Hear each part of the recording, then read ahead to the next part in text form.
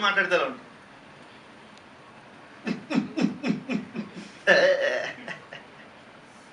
నా తమ్ముళ్లకు, చెల్లెళ్ళకు, ఆడపడుచులకు, అన్న తమ్ములకు, ముఖ్యంగా నా పవన్ గారికి ప్రశాంత్ నూతన సంవత్సర 2014 శుభాకాంక్షలు తెలియజేసుకుంటున్నారు.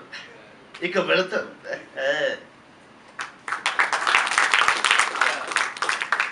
మెగాస్టార్ చిరంజీవి మాట్లాడతారు.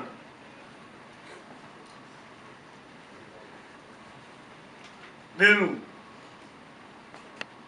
మంత్రి అయిన తర్వాత ఇలాంటి ఫంక్షన్స్ వాటికి పెద్దగా రావడం మానేశాను.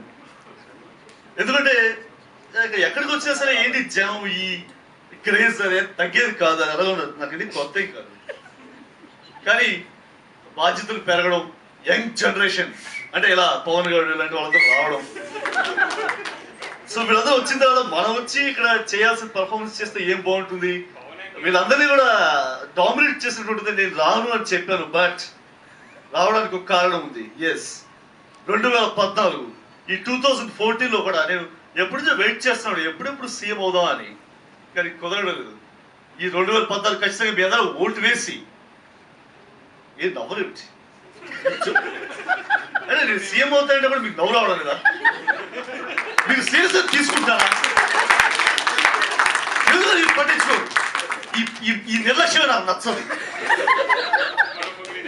మరొకసారి మీ అందరికీ కూడా నూతన సభ తెలియజేసుకుంటూ సీఎం అయ్యేంత వరకు కూడా ఇక్కడి నుంచి కదలని చెప్పి మీ అందరూ మాట ఇస్తున్నాను. Thank you so much.